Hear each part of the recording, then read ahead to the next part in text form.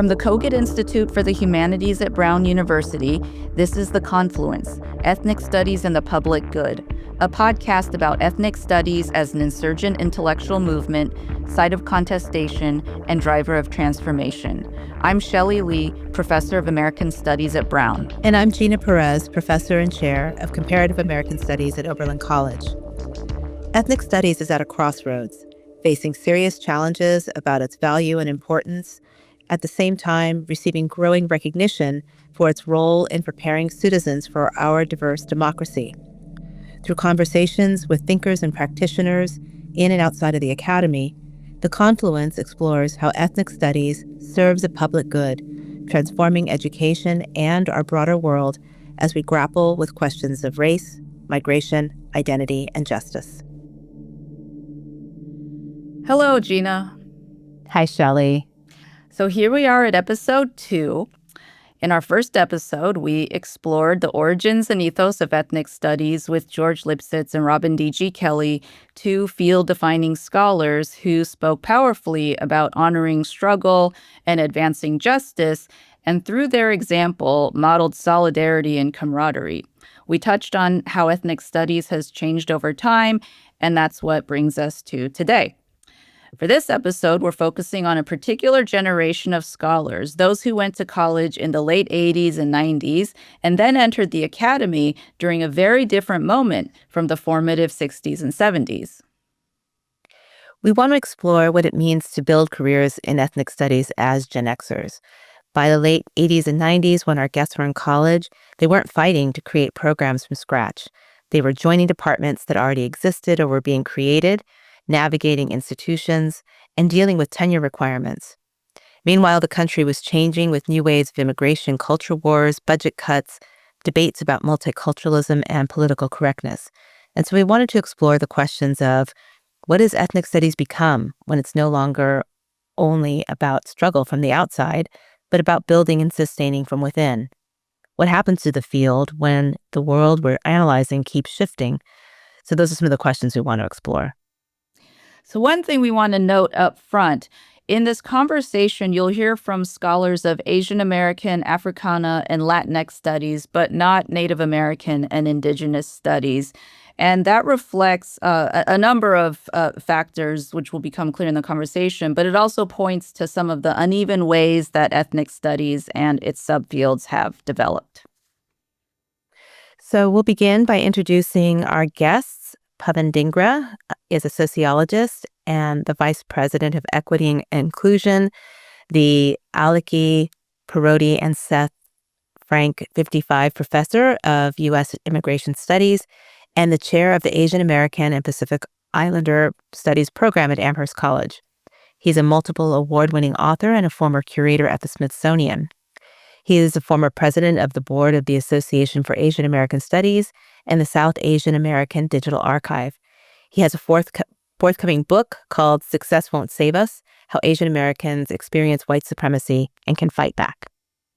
We're also speaking with Meredith Gadsby, Professor of Africana Studies and Comparative American Studies at Oberlin College.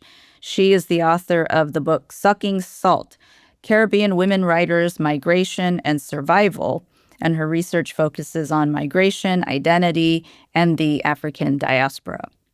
She is president of the Association of Caribbean Women Writers and Scholars and has served as special assistant to the president for racial equity and diversity at Oberlin. She also serves on the board of the Toni Morrison Society. And finally, we have Pablo Mitchell, a professor of history and comparative American studies at Oberlin and the author of multiple books, most recently History of Latinos, Exploring Diverse Roots. He is also the author of the award-winning book Coyote Nation: Sexuality, Race, and Conquest in Modernizing New Mexico, 1880 to 1920.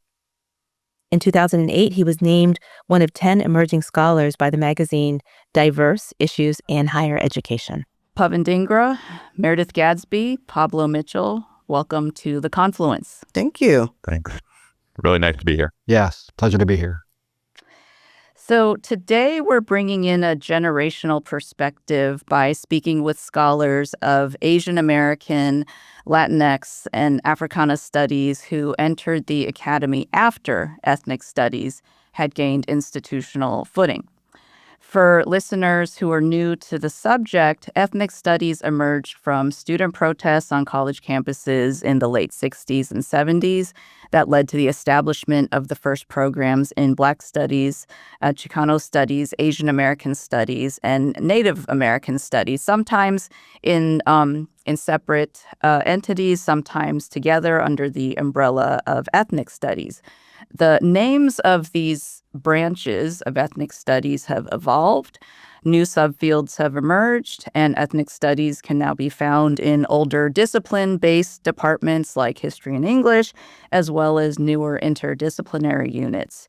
But what I think generally still runs through what we call ethnic studies is a critical approach to the study of race, a commitment to understanding experiences from below, and an ethos of challenging racism. So that's just a really short bit of explanation, and there's more to it. So for further background on ethnic studies and the institutional landscape, do see our show notes.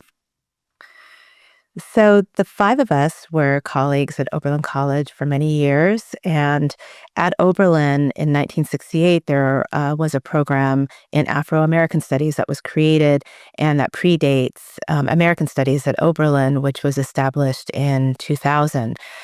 That program was established by faculty who voted to create it in response to years of organizing by students and staff and faculty to offer courses in ethnic studies and Latino studies, Asian American studies, and Native American studies. And our guests today all contributed to the building of that program. And so that's one of the reasons why we're really excited to have everyone here today. So to begin our conversation, we're going to start by talking about your intellectual formation. What was it that led you to the work that you do today? And each of you entered college and graduate school in the 1980s and 1990s when ethnic studies had already had an institutional footing, and you could train with senior scholars in your various fields. So I'd like to begin by having you tell us about your experiences in undergraduate education in your undergraduate years that helped you become a scholar of race. Was there a particular class or a book or an experience or a person who was formative in that experience? And we're going to begin with you, Pablo. I started college. I grew up in New Mexico, and so I went out to Swarthmore College and for my undergraduate. And while I was there, I learned an awful lot. But there was an area I was really interested in, and that was the area around the U.S. West and the kind of borderlands. And I didn't find a whole lot of stuff about that. And so for me, it was really formative to have Gloria Anzaldua's Borderlands assigned in a class, and also to read Leslie Marmon Silko's Ceremony. And that really legitimized for me this area as an important area to study. I was also really interested in being a writer and really wanted to be able to write. And so both of those were able to kind of come together with the Mellon Fellowship that then kind of encouraged me to go on to grad school and to be able to then do some writing about that topic. So about the kind of U.S.-Mexico borderlands area, and then how race and sex would kind of intersect. And Anzaldua especially was really so important in being able to do that for myself, I think, and I think for a lot of people. Yeah. Pablo, do you want to pick up from there and talk about your experiences? Yeah. So like Pablo, I also went to a small liberal arts college akin to Oberlin. But unlike Pablo, there weren't any kind of seminal texts that resonated with me. And in fact, it's like the opposite. So I was a psychology major, and partly it's because of the discipline of psychology and also because of the time.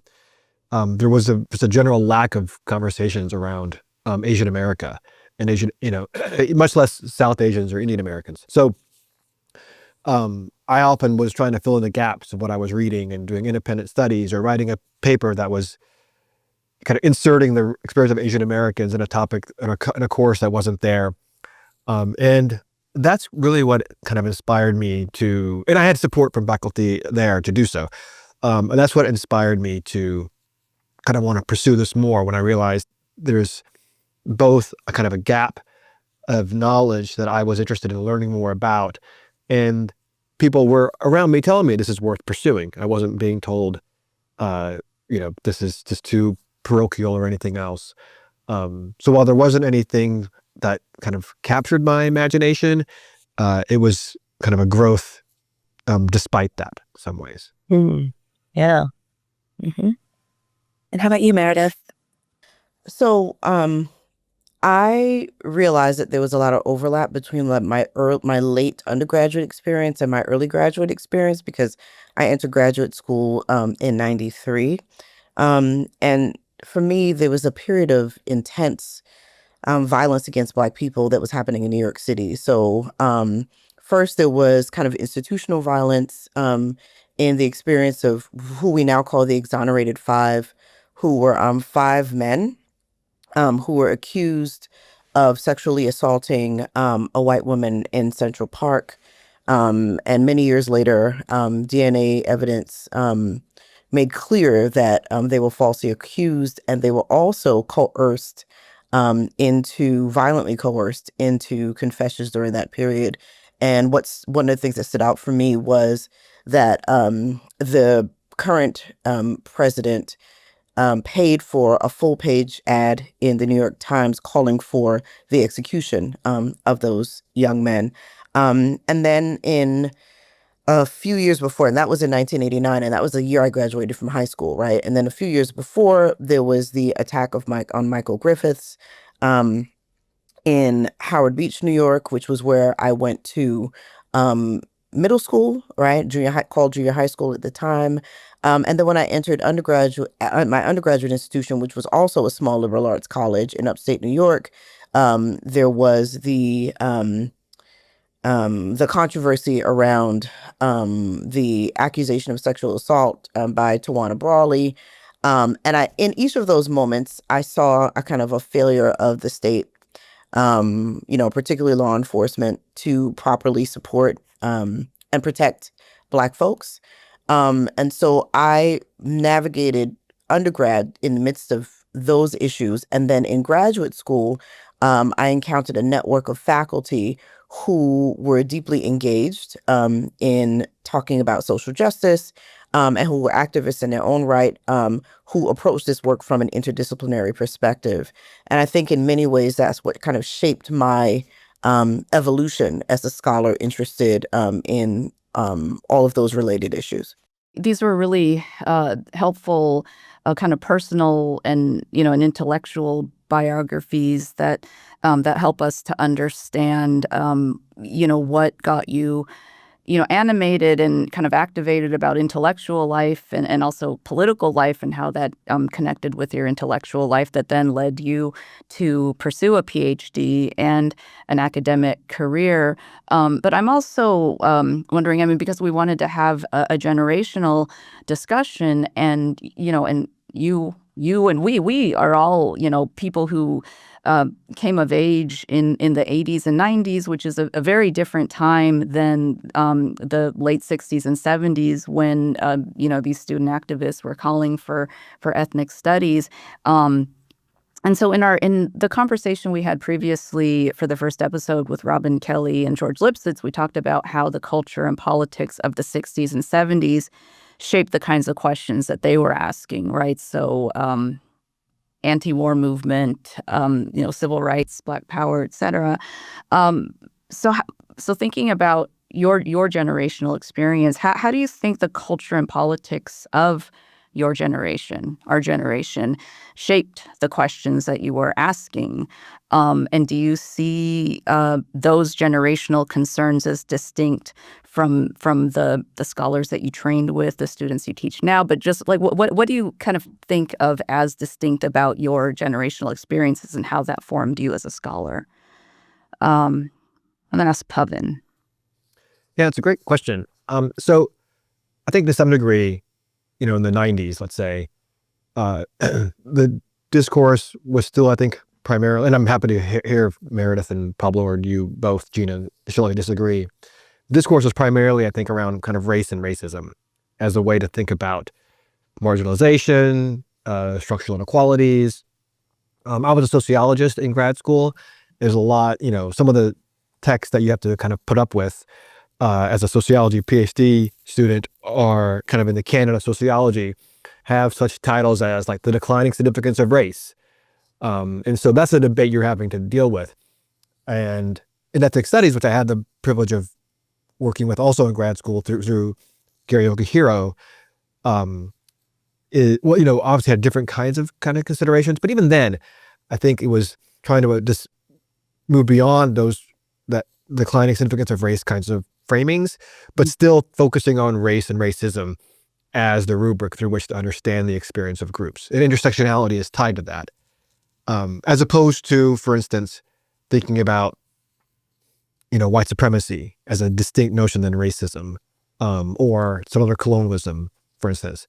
And so I think if I think about how the 90s shaped my intellectual growth, I think it was, I became quote unquote a race scholar, and I identified as such, and I still partly how I see myself.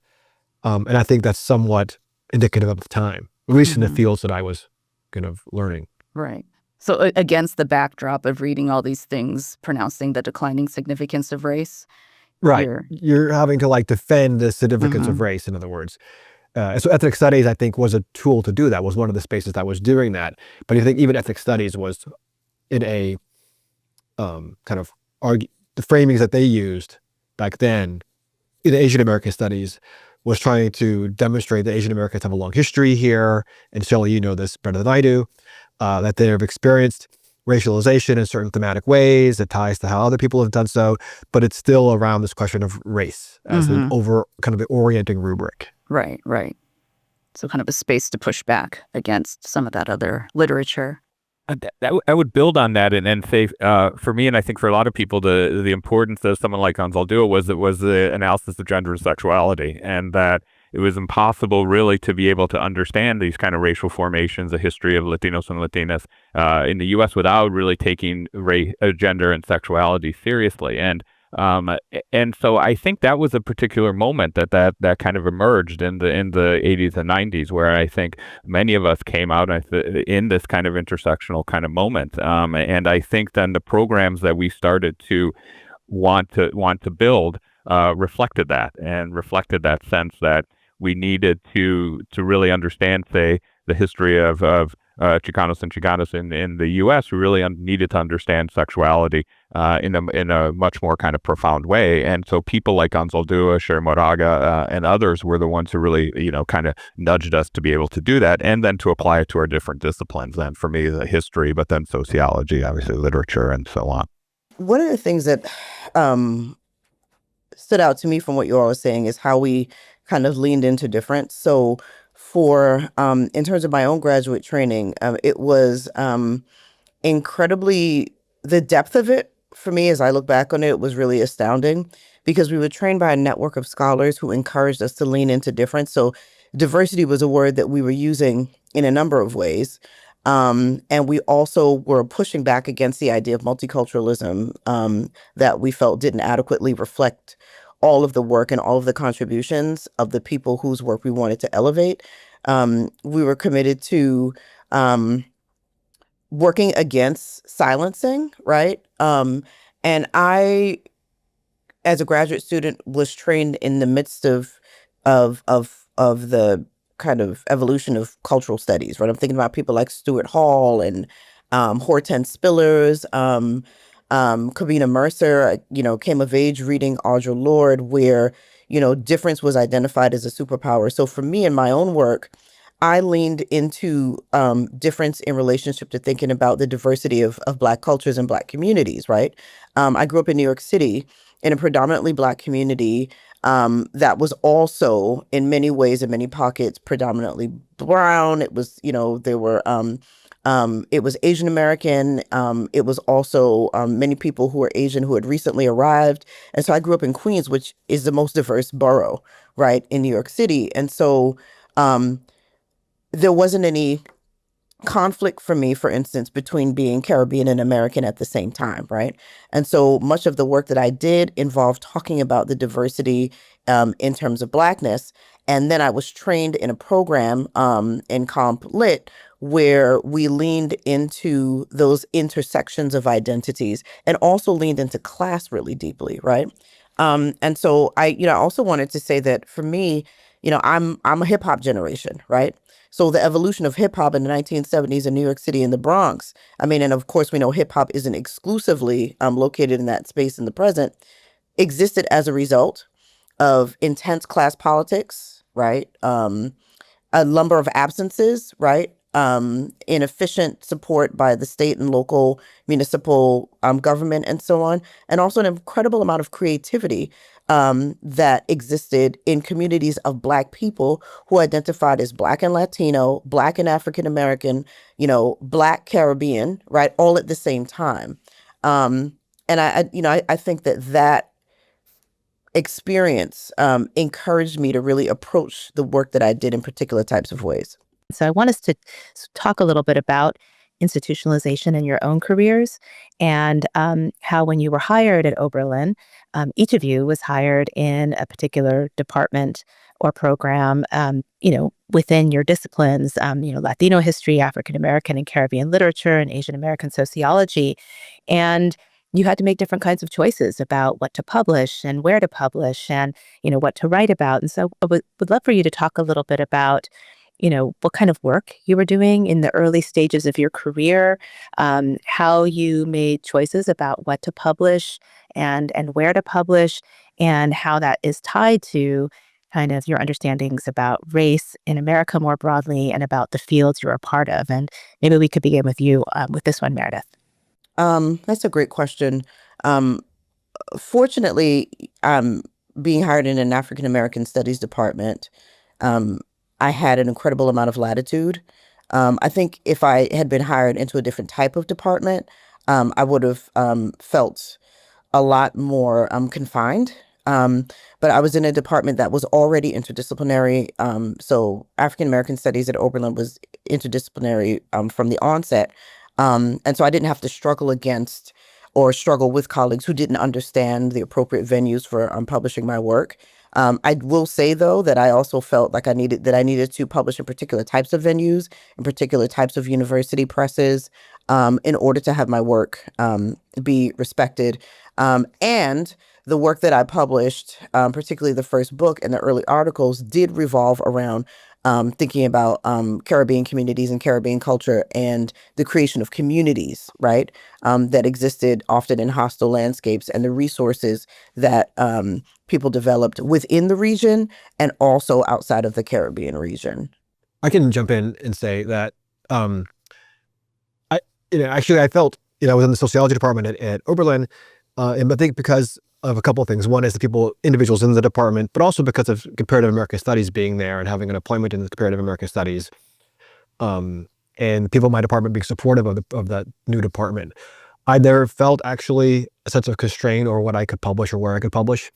In fact, I didn't even realize the constraints some of my colleagues had at other universities until I started talking about that and getting a sense from them. So I felt, I published in the Journal of Asian American Studies and other interdisciplinary places. In fact, when I went to a different university after making the tragic mistake of leaving Oberlin, one of the things that came up in the review of my dossier was the number of articles I had published in kind of mainstream sociology journals. So then I then added to that kind of in my CV. But that was one of the.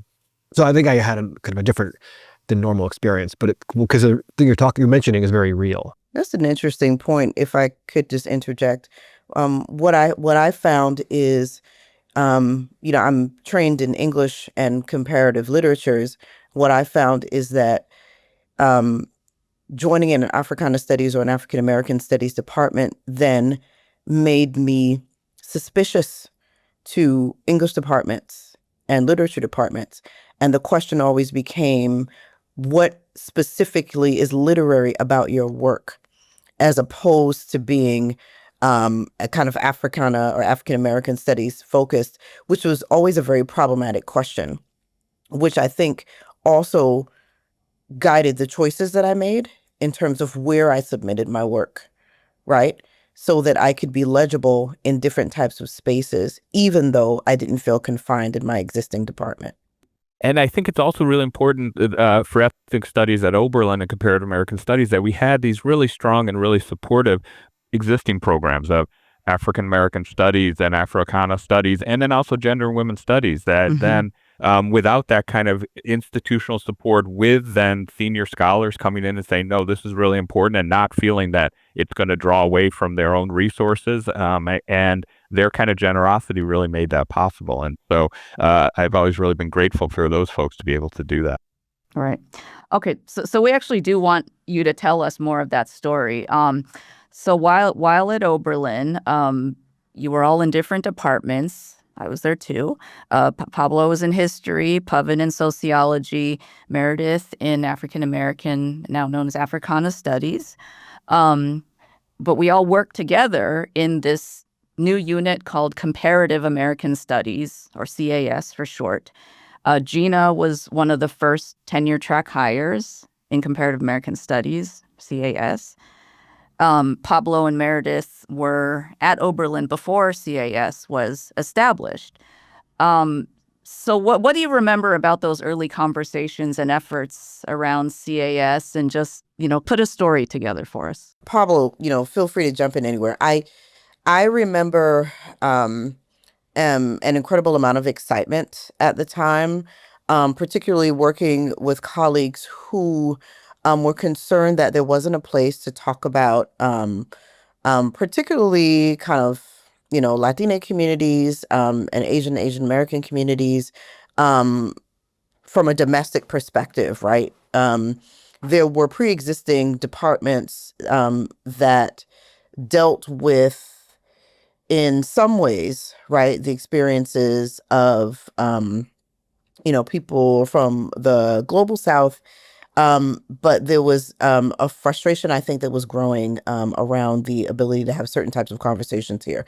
And I remember members of Africana Studies being really excited about supporting colleagues who wanted to do that work. And so I think there was a collaborative spirit around it. There were senior colleagues that I encountered who were involved with some folks who were visiting and other folks who were in other departments to actually write the proposal, right, to present to the faculty to advocate for the work. And I remember in that moment that there was not a spirit of competition. I think our department was really excited. I think because our department had been diasporic from the onset, was excited to see what kind of new opportunities this would provide for the intellectual experience of students, but also our own intellectual experience in community as scholars here at Oberlin. Pablo, I don't know how you feel about that. Yeah, I think that's absolutely true. And, there were a couple other really important kind of contributing factors. And a huge one was the role of students. And I think the students were pushing forward, had pushed forward for a really long time. And one of the things that I've always really appreciated about being at Oberlin, even though sometimes I chafe against some of the things that the students want and say, is that they often really drive institutional change. And so we tend to listen to the students, and when they say we want this kind of class or we want this person who's going to talk about this, that helps us then think about kind of personnel changes and how do we kind of shift over. And so that was absolutely critical, especially then when we were able to hire Gina and Meredith Raimundo to come in, that there was a built-in constituency of students who were really interested in their courses and wanted to take their courses. And I've seen other kind of contexts where there's almost a top-down, build it, they will come kind of an aspect. And I think that's really that is not nearly as successful as the model where we listen to students and take them seriously. There was also a lot of administrative support. The dean at the time, Clayton Coppice, the president of Oberlin, Nancy Dye, both of them were incredibly supportive of that. And so there was, various folks who were putting a lot of pressure in and bringing it about. And one last thing, I think we were able, because of that institutional support, to hire 2 people and into this to found the program. And it made such a difference, I think. And we were also incredibly lucky with the 2 people that we hired, including you, Gina. I'm curious, Gina and Shelley, since you were in the program primarily and you've chaired it, how you felt the support for the program has been at the college. And even though so there has been a lot of groundswell support in creating it, that's different than necessarily, being able to keep it sustained and grow. So could you speak to that? Yeah, that's a really good question. I think, as one of the first faculty members to be hired in CAS to help build CAS, and that was, with Meredith Raimondo back in 2003, I think there's a lot of excitement, for all the things that Pablo and Meredith both said about the student support, as well as, both administrative support, but staff as well. People who are working, in the residence halls, who are working through the Multicultural Resource Center. It felt like we were all in a shared kind of mission and calling to build ethnic studies, to build something really distinctive, to build an American studies that from its inception centered gender, race, and sexuality, and ethnicity, at its core. And I think that it was obvious to us how there was institutional support for CAS, the fact that they established 2 tenure track positions, and also your line, Pavan. Like, even though you were in sociology, there was always an understanding how Asian American studies was central to the work of American studies and ethnic studies, right? And so, you're hiring to build out Latino studies, Asian American studies, Native studies was to come, gender sexuality studies, Africana studies. But I think, like a lot of departments and programs, that institutional support waxes and wanes, right?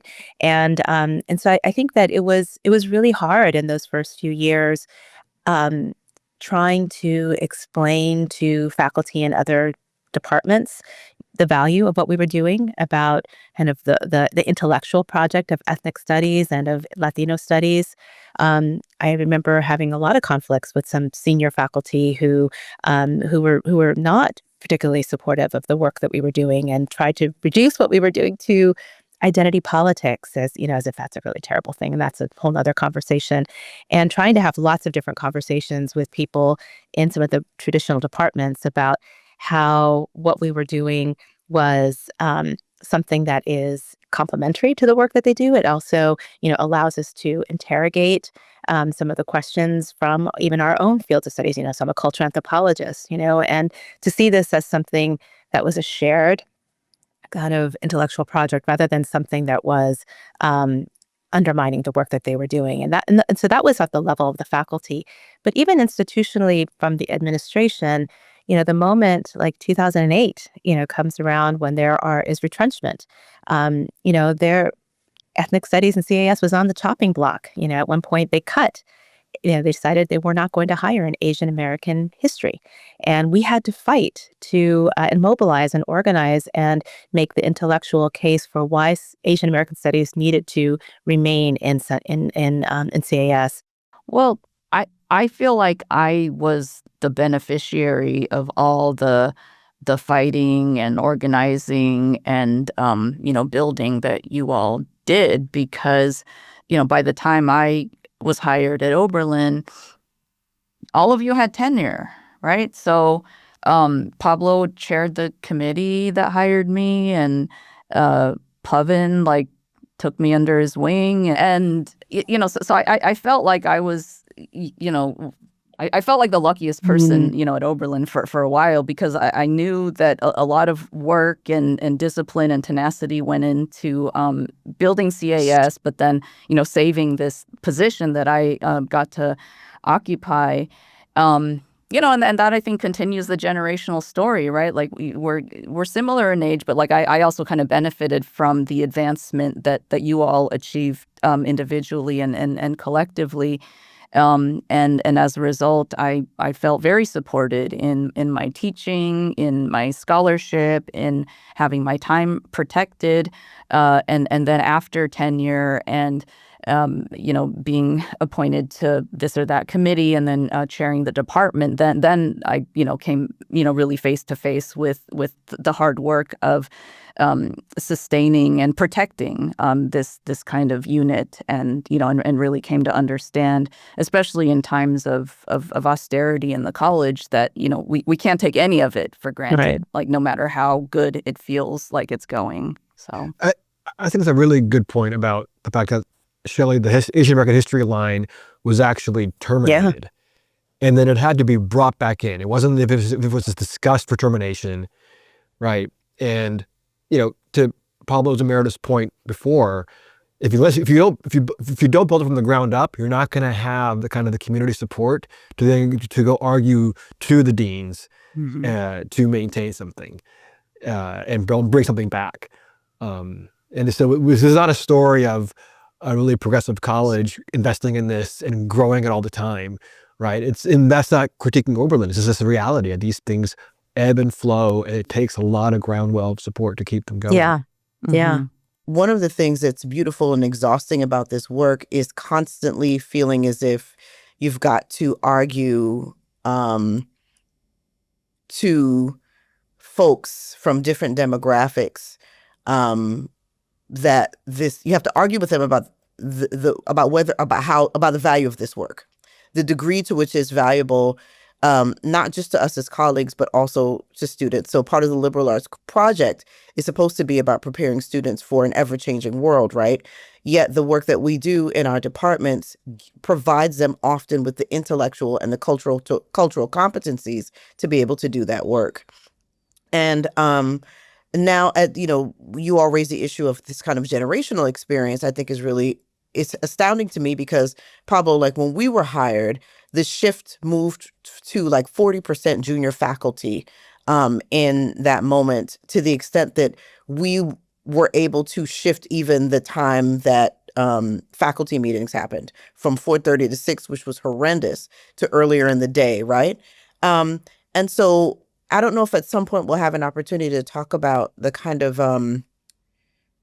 the intense intellectual and emotional labor that we engage in doing this work, and also the ways that we have to be vigilant against the ways in which our usually smaller departments are pit against each other in relationship to resources. Because one of the challenges that we have across the nation in terms of African American studies departments, Africana studies departments, and so on, is either we're almost always under-resourced, but then being told that we have enough after a certain point, like you've asked for things and you've had enough and you've got to step back. And then the last issue is then feeling erased. So in the broader discussion of ethnic studies, what many of us feel in our departments is that we become erased in the narrative of ethnic studies, where then institutions become more interested in populations of folk, non-Black populations of folk, if I'm being honest.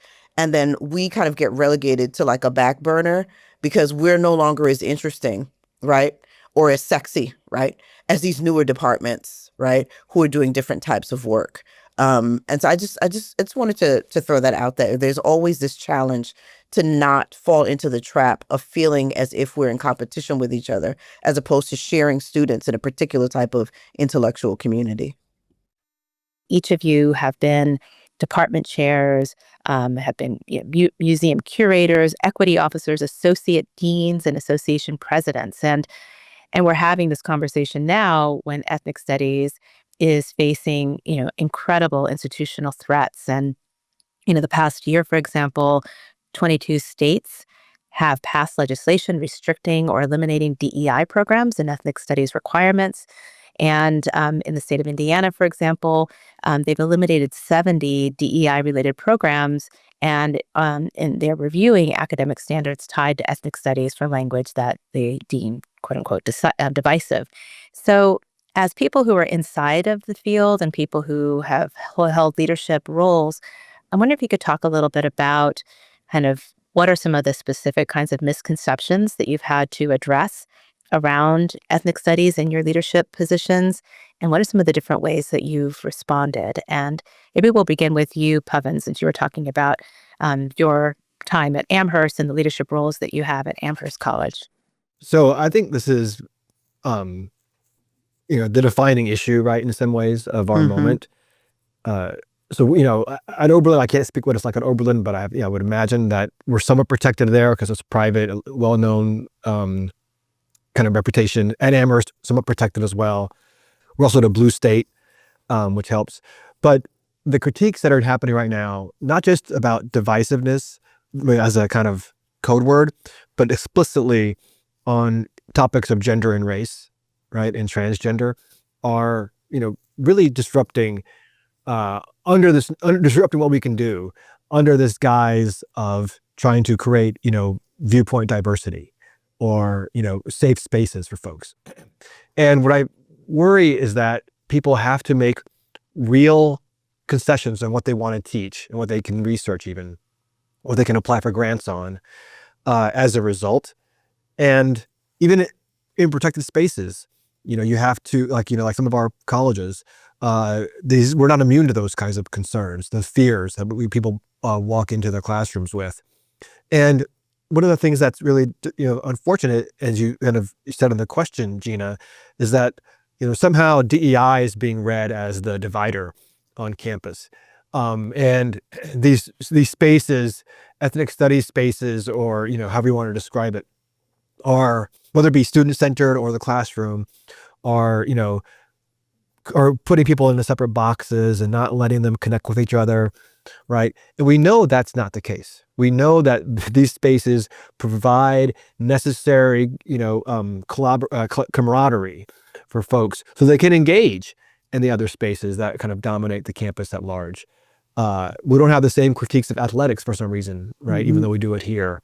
And last thing I'll quickly say is, there's this whole talk now around viewpoint diversity. It's like the big code word that people in my work are dealing with. And the idea behind it is that, conservative students do not feel they can express themselves in ethnic studies classrooms or related kind of classrooms. And so the syllabi need to be revised so that different forms of thought are kind of incorporated. A couple of things about that. One is that notion, right, undermines faculty intelligence, that we actually know Right. the canon, and we've actually done research and published scholarship that is sound and relevant. And just because you don't like what it says does not mean it's not the relevant scholarship. And the other thing about it is, where was this concern for viewpoint diversity 20 years ago when, low income, Native American, Latinx students were growing in the academy? No one cared back then. No one said, wait a minute, we have to reconfigure things, right? So I think this is very troubling, and we have to find ways of navigating this, and hopefully getting on the other side. Pawan, so we've moved away from a discussion of diversity and inclusion to a discussion of diversity and exclusion, right? Where the folks who are identifying themselves as being excluded are folks who, for generations, had class, gender, and racial privilege, right? That created limitless options for them, right? To quote an episode of Seinfeld, an unending stream of green lights, right? Right? That allowed them to be able to make very particular types of, social, institutional, economic moves, progress, right? Often at the expense of other folks. And so I found in my leadership as chair, like I've chaired Africana Studies twice. I served for 2 years as co-chair of the Presidential Initiative for Racial Equity and Inclusion here at Oberlin.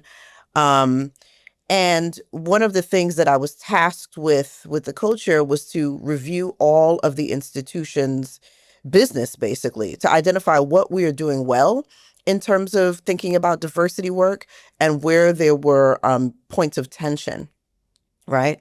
And, interestingly, the points of tension generally revolved around concerns that would result in some type of litigation launched by people who felt as though they'd been excluded in different types of ways, right? And I think that that's a real challenge because for me as chair, I want to stay true to the mission of the department. The Africana Studies is the first mission-centered department at the institution. And our field, our departments across the nation generally are the first mission-centered ones, right? And so how do we stay true to that mission to serve our students, to serve all students, right? So that they have access to a really useful, but also intellectually rigorous intellectual experience, whilst navigating the administrative concerns revolving around litigation, particularly in relationship to the current administration.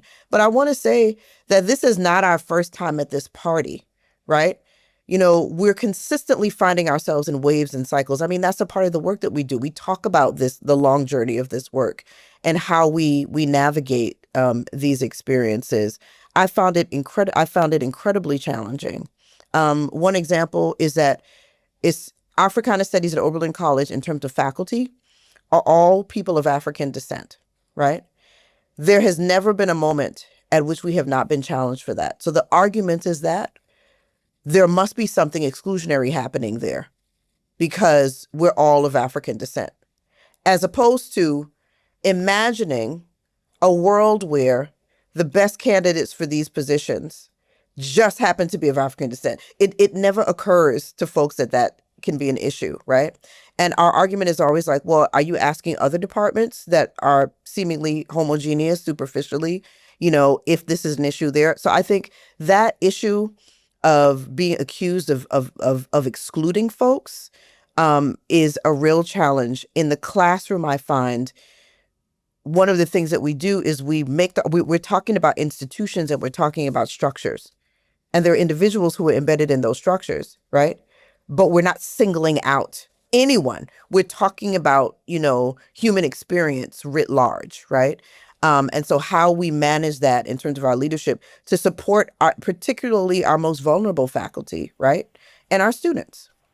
Can I build on Meredith, your great point about kind of these kind of cycles of crisis that one of the benefits is that we're used to doing this, and and I think we have a head start in ethnic studies and Africana studies and gender and women's studies because we're used to justifying ourselves and we're used to coming up with reasons why we should get new lines and being able to say, look at how productive our scholars are, look at how many students take our intro classes and so on. And I know we're going to maybe talk a little bit about kind of the humanities writ large and so on, but other departments aren't used to doing that, and, I love French. I think they should have, people teaching French, but if someone comes to them and says, why do you need 4 full faculty lines? They're not used to doing that. They're not used to coming up with the explanations for that. They haven't built up the enrollments and so on. And I'm sorry for French, but, I have to single them out, but that goes around. They're all around. And so we're actually like already ready to do that and ready to mobilize that, whereas a lot of other departments and a lot of other fields aren't quite ready to do that. And I think that's been part of the success. And I think there are also a lot of students who, again, in kind of a generational difference than these kind of younger students, the 19 and 20 and 21-year-olds, they see the value in it. And so they see it's important to take a class in queer studies and important to take a class in Asian American sociology and so on. And they're coming to that. So we're also able to draw upon what for me is really an exciting and kind of fortifying phenomenon, which is that students are voting with their feet, and they're voting with their feet to come take classes because they see the world around them and they see how important it is to know something about the history of Black people in this country and the history of immigration in this country and the history of discrimination based on sexuality in this country. And so that for me is really, it gives us the ability to make some of these arguments about why our programs are important. And we help answer these questions, right? So we might not bring in the big research dollars that other departments might, but when the students ask questions like, why was George Floyd murdered, despite generations of political movement, despite civil rights, despite Black power, despite why do these things keep happening over and over again? Why were those women murdered in California, right? Why? We answer those questions. We help them understand. And we also help them, this is part of the argument that we always make, we also help them become better practitioners in whatever field they end up in, right? Being able to understand, for instance, the history of health disparities among communities of color in the United States.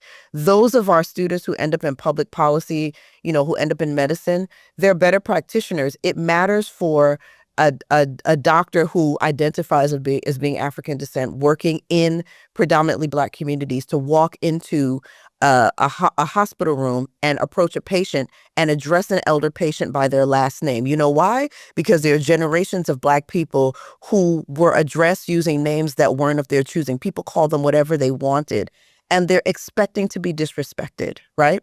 And so for that practitioner to be able to walk into that space and address that person using the honorific that makes sense to them in their communities, it has a profound impact on their ability to do that work. And so I think all too often there isn't recognition of the kind of work, the foundational work that we do that actually prepares students for the world, in addition to the other aspects of their intellectual experiences as undergraduates.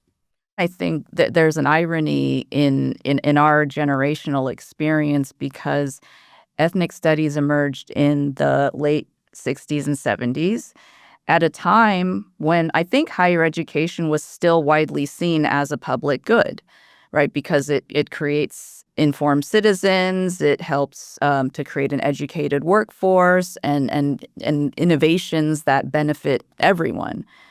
And if there's a public good case to be made for ethnic studies, you could say, well, it provides the type of knowledge that everybody needs to navigate a diverse democracy. But we entered the academy when that framework had already been dismantled, right? Higher ed as a public good. It just no longer holds currency, right? What is higher ed for? It's transactional. It's so you can get a credential and then get a high-paying job. It's kind of how it serves the individual. So I guess, is there still a persuasive public good argument to be made about ethnic studies? Is this a particularly challenging landscape to make it? But I mean, I hear you all already making that case, but I wanted to kind of focus in on that and hear some more. What is the persuasive case to be made about ethnic studies as a public good now that we need to really get out there? I think Meredith put it really well, right? On the one hand, seeing the murders of Black people everyday Black people on the streets by our own police officers, by our own government, right? Seeing ICE detain students, right, for co-authoring an op-ed in a student paper. And then on the other hand, as Meredith, you also said, right, like taking classes with us makes you better at whatever job you end up in, right? You're just more aware, not just of the particular group that you studied, but of how power operates in a space, right? Of how difference operates in a space, and to be attentive to difference and to ask questions that might not otherwise be asked. And I think that's one of the best kind of, what do we do in liberal arts colleges? I hope we train students to ask questions, the right kinds of questions. I also, though, at the same time, as we talk about the public good, the question that comes to my mind, speaking of asking questions, is like, which public are we talking about? Like, I don't know to what degree ethnic studies, by naming, militarism or sort of colonialism and white supremacy and the like, is going to ever be popular in the public, right? And that's okay. So I just kind of sometimes wonder, which public are we trying to speak to? Which public are we trying to convince? So I guess, in other words, I'm of two minds about our need to be impactful to the public and be considered a public good, right? I don't think we're ever going to, I think for us to be considered a part of the public good writ large, it might mean shaping what we say in ways that we're not all comfortable with. Having said that, the last thing I'll say is, the more that we are kind of writing pieces for, public consumption outside of the academy, I think is really valuable. I would add, Gina and Shelley, for me, as a colleague, seeing the work that you all do in that vein, Pawan, has been wonderful. I think for me, it's less about what ethnic studies can do. It's less that than it is more about what we as scholars in these fields decide to do with this work. And so the writing of op-eds and, publishing in different types of venues, I think about people like Audre Lorde and Bell Hooks, who intentionally wrote works that they made accessible to a much wider audience by doing things like that were risky at the time, right? By not footnoting, right? By not including glossaries, right? By kind of stripping away the kind of more academically I don't want to say repulsive, but academically alienating aspects of scholarly work so that it didn't just appear as if they were in an echo chamber talking to each other using words and jargon that didn't make any sense to the vast majority of the population, but kind of pulling their intellectual work outside of the classroom into workshop spaces and so on, I think is really important. So for me, in terms of my leadership, even off campus, like, being involved in organizations of Black women, right? Being involved in community service that is connected to the scholarship that I do. So I write about Caribbean women writers creating new spaces, for survival in multiple contexts. But then I also work hard to try to translate that work in a way that makes sense in different types of spaces, right? And making myself accessible, right? And then pulling the work in, I think, is really important, and reimagining what intellectual discourse actually looks like. I guess the point I'm making is marrying it with a particular type of activism, I think, is really important, right? As someone, for instance, who, has approached different opportunities in multiple spaces administratively and, has been told that, the way I approach the work is a bit too activist, that type of thing helps me to understand that those are not the intellectual spaces that I want to be in. And just thinking more broadly about how we do the work.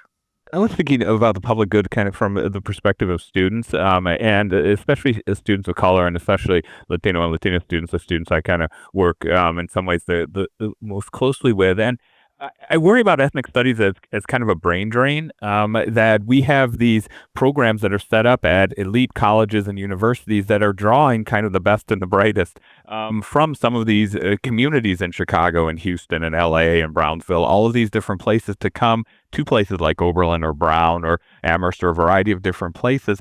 Um, and and then maybe not go back, right, to some of those spaces. And I see the frustration that the students have sometimes, and we're providing a space where their experiences are valued, where their histories are valued, and where it's not only us but other students are valuing those experiences as well. And so I wonder, in terms of the public good, if there's a way to be able to think more about where community colleges and local kind of education is offering that to some students who I think are very frustrated because they want to go back and support their communities, sometimes very literally during most difficult times, but then other more generally where they want to go back. And I'm not sure how well we're often training them to do that, and how enticing we are to pull them away from that. And so sometimes I do wonder about the public good, how much we are serving some of these communities that in certain ways we care the most about, by, drawing out some of their smartest and most talented people, and then not necessarily often giving them the tools to be able to go back.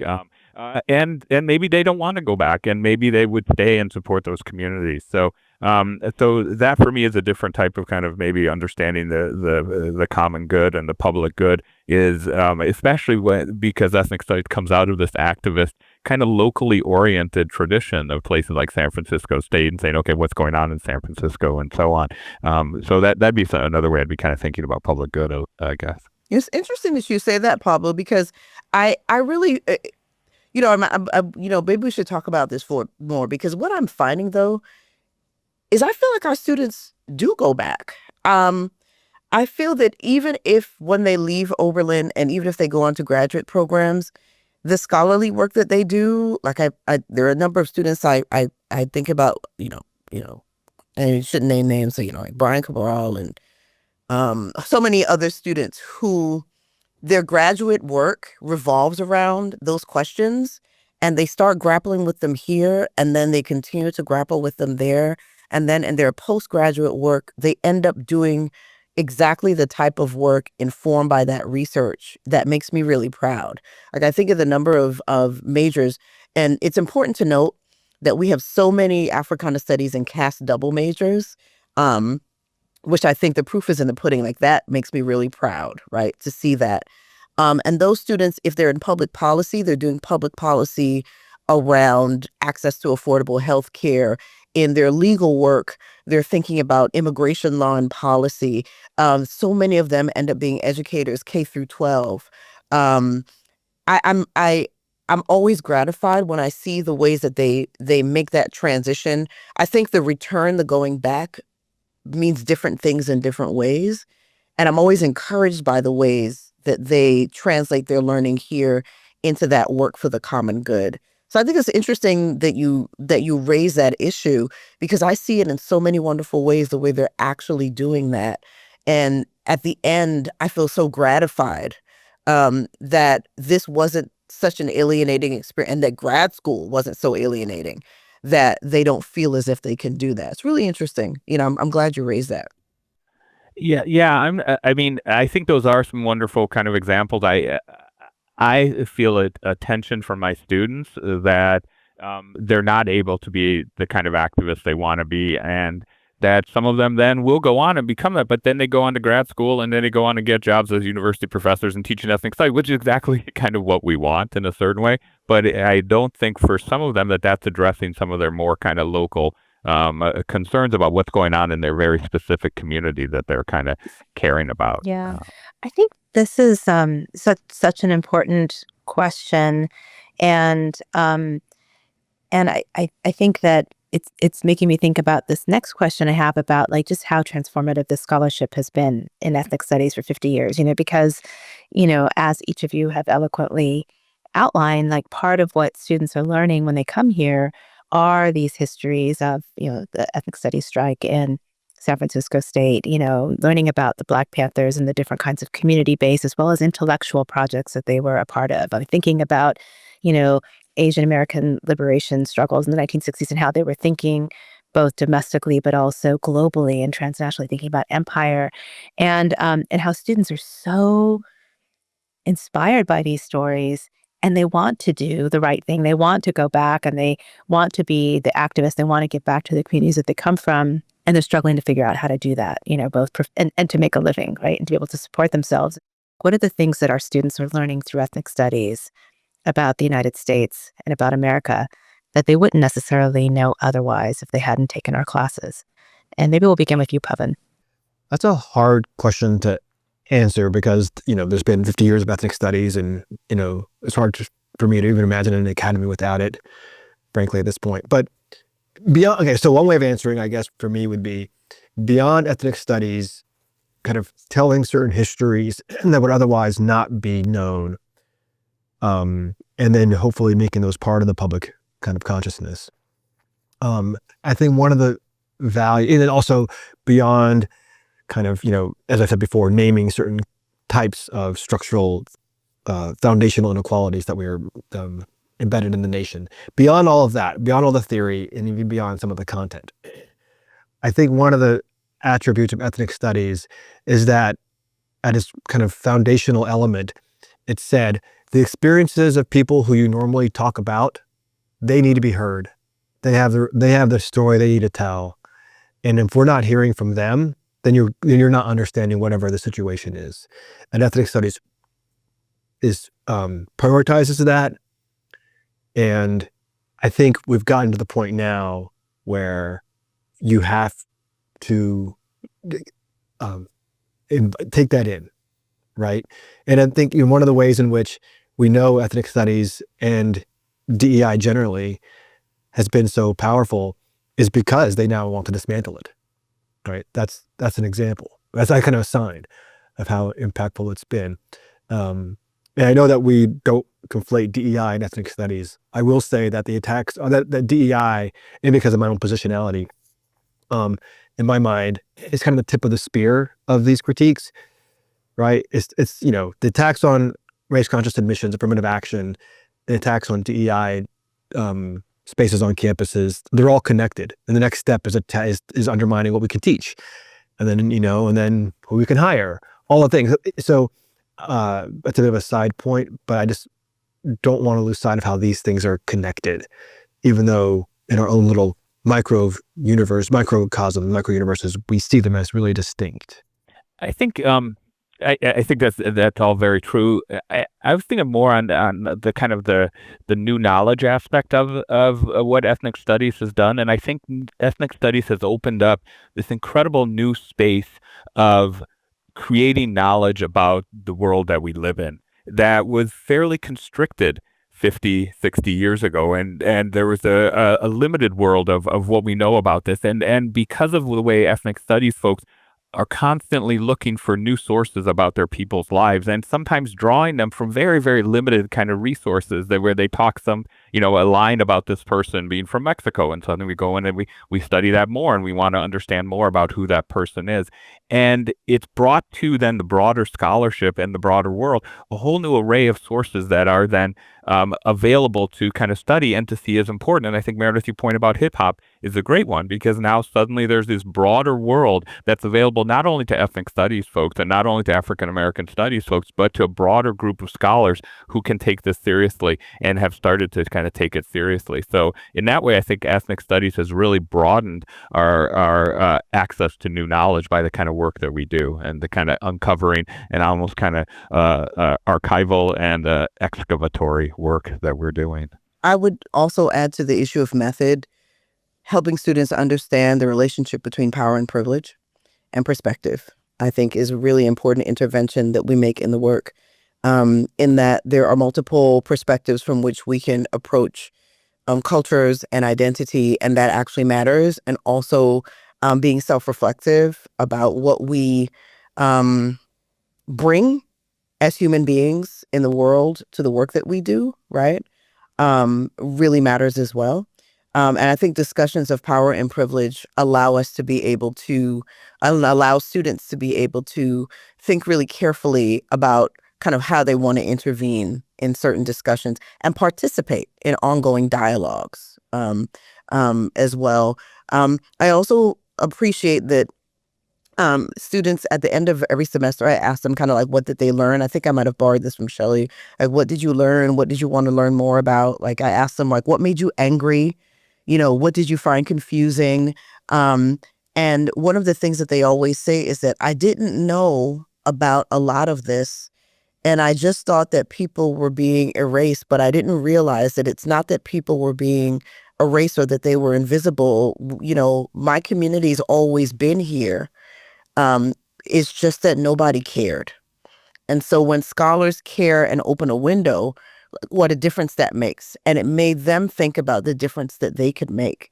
And for me, that's always gratifying. The illumination, the opening of a window for them, and then illuminating a perspective that they wouldn't otherwise have explored, but also the introspection to think about how they want to participate in the interest of the common good, right?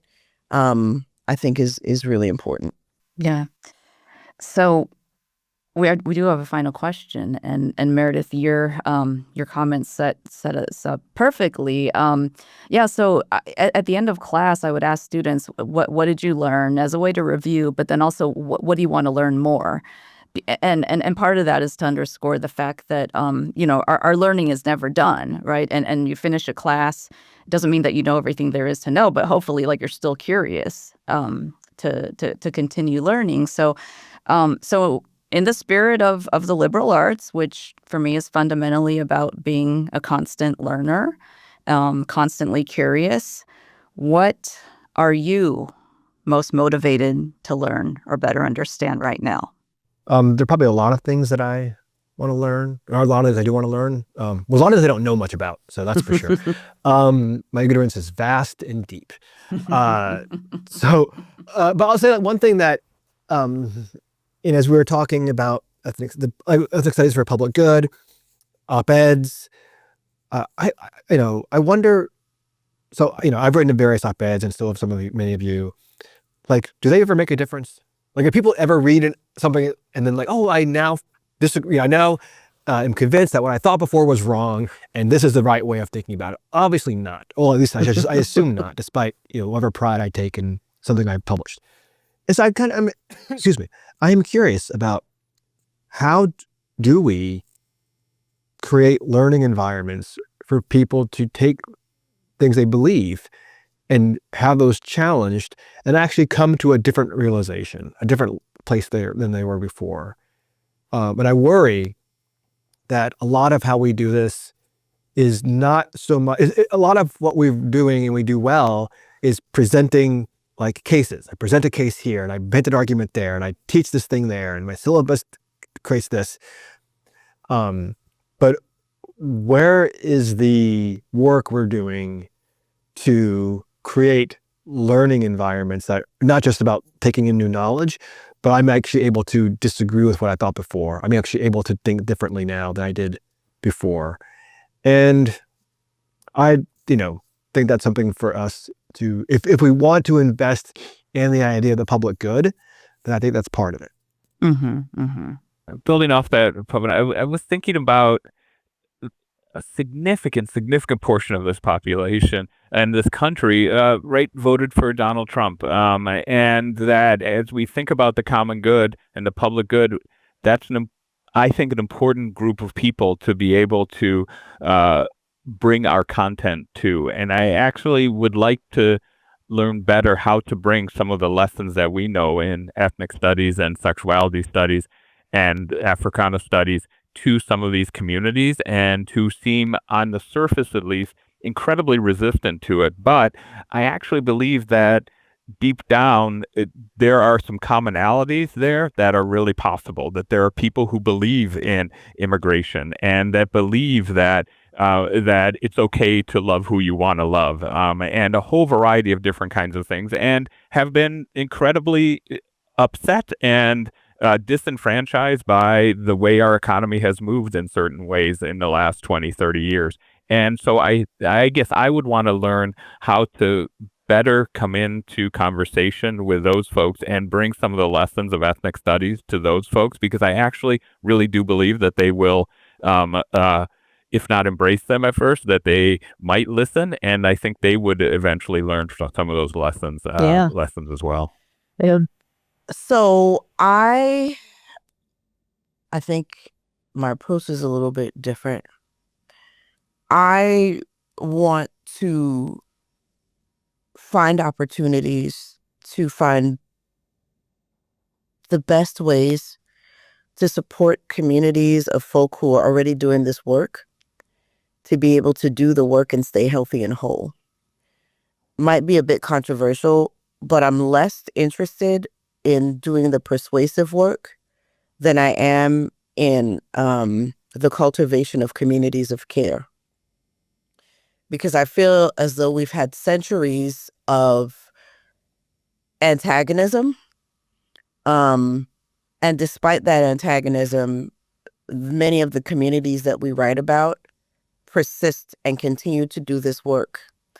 And I think it's exhausting to, as we mentioned earlier in our conversation, to have to constantly make these arguments for our right to exist.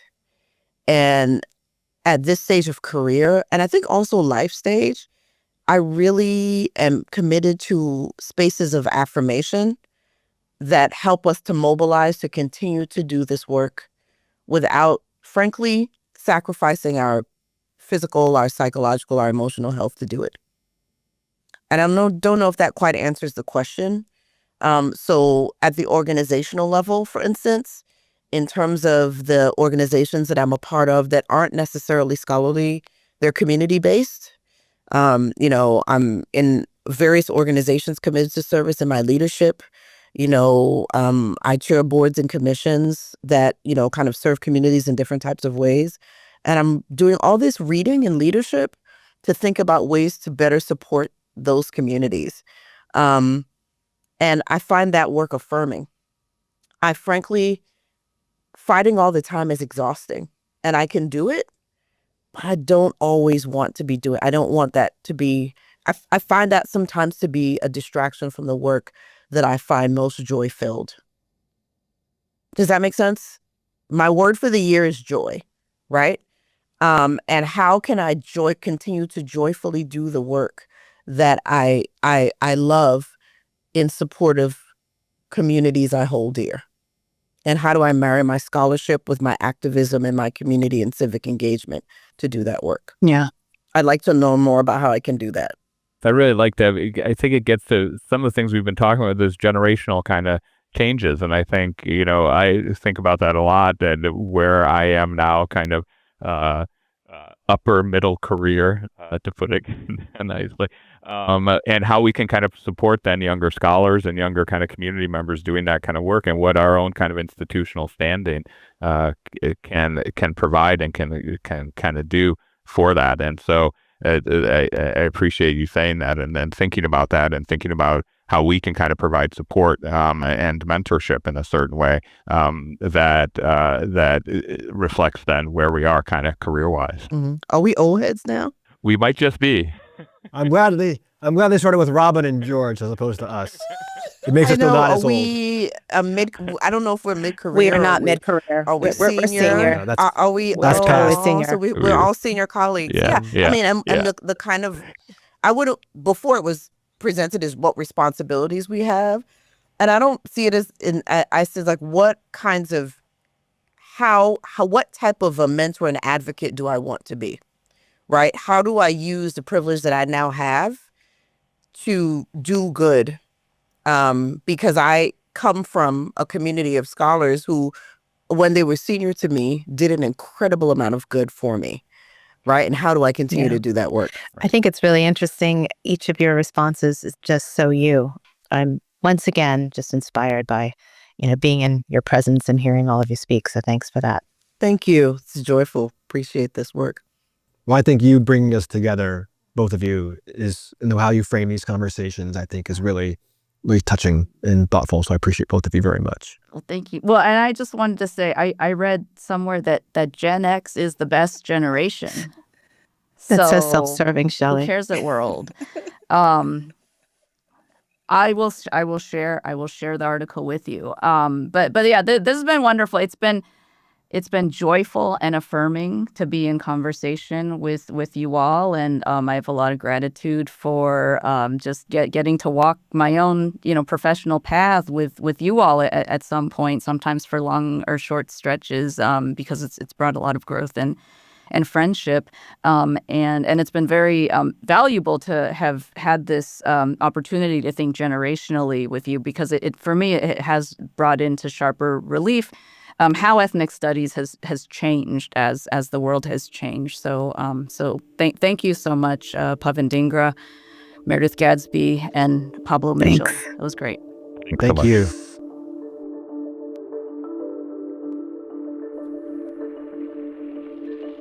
That was such a great conversation, Shelley.